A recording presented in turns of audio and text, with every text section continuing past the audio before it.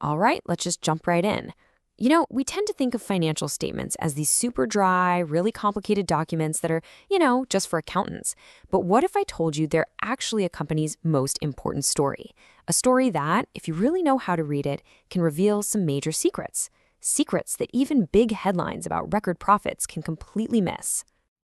And that question brings us to the central mystery we're going to unravel today. It sounds totally impossible, right? How can a company be absolutely crushing it on paper, reporting huge profits, but at the exact same time be teetering on the brink of collapse? How does that even work? Well, stick around because we are about to solve that puzzle. So, here it is, the problem in a nutshell.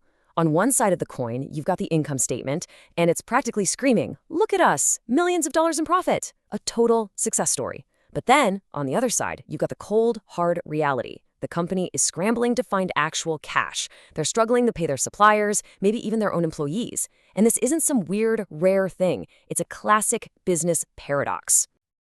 To figure this out, we have to start with a really fundamental question. Who is this company report card actually written for? Because believe me, the answer to that question changes absolutely everything about how this story gets told. Well, according to the big international accounting rulebooks, the main audience, it isn't the CEO, it's not the public, it's not even the government. Nope. The real VIPs, the people these reports are designed for above anyone else, are the ones who have put their own cold, hard cash on the line. We're talking about investors and lenders. So let's meet the first key character in our drama, the investor. Now, this could be anybody. It could be you, it could be me, it could be a giant pension fund. An investor is simply someone who buys shares or equity in a company, which makes them a part owner. And what's the one big question that's always on an investor's mind? It's all about the future. They are constantly looking at these reports and asking themselves, all right, based on this, should I buy more shares, just hang on to what I've got, or is it time to sell and get out? They're essentially placing a bet on where the company is headed.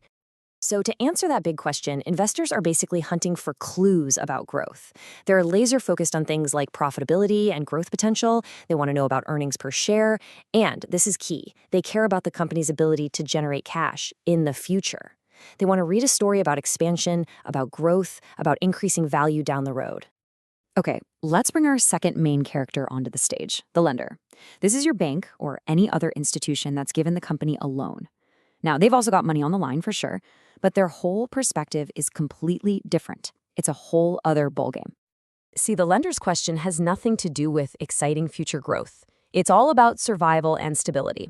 Their one single overriding concern is this: will this company be able to pay me back the money I loaned them plus the interest? It's all about one thing: managing risk. And right here is where the difference becomes crystal clear. Lenders are looking at the here and now. They are scrutinizing current cash flows, the actual money moving in and out today. They're looking at short-term liquidity, which is just a fancy way of saying, can they pay their bills this month? An investor might be reading an adventure story, but a lender is reading a story about safety. Now, of course, investors and lenders aren't the only ones reading these reports. There's a whole supporting cast of other people who are definitely interested in how the company's doing. You've got the company's own management who use the reports to make big decisions. You've got employees who are probably checking in to see how secure their jobs are. And of course, the government wants to make sure taxes are being paid. But here is the absolute key. Even though all these groups use the reports, the fundamental rules of accounting, they aren't written with them as the top priority. So that kind of begs the question, right? Why? Why do investors and lenders get this VIP red carpet treatment? What's the secret hiding in the accounting rulebook that puts them at the front of the line? Well, the logic is actually pretty simple, but it's incredibly powerful. First off, they're the ones who provide the capital, the money that lets the company operate in the first place.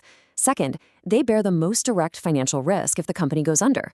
And third, and this one is so important, unlike the company's own managers, they can't just call up the finance department and ask for a special custom report. They have to rely on the same general statements that everyone else gets. And that is why the rules are designed to protect their interests first and foremost.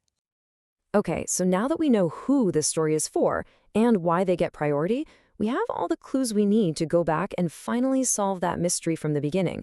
How in the world can a profitable company go broke? The solution to this whole puzzle lies in a really simple but totally crucial distinction.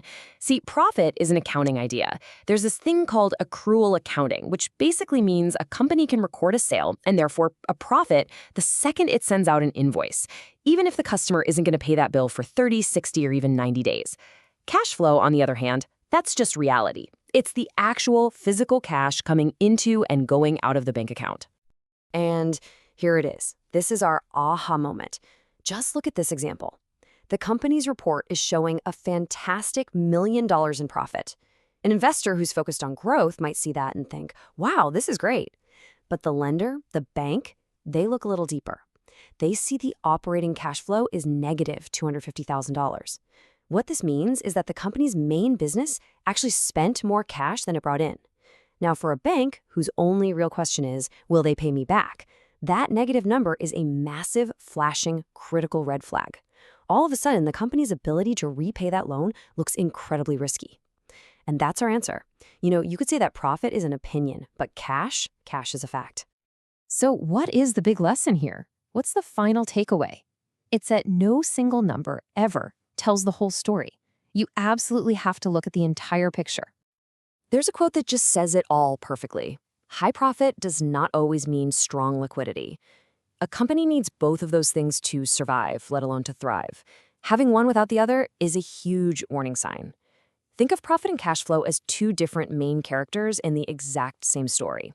You have to listen to both of them to really understand the plot. And that leaves us with one final thought.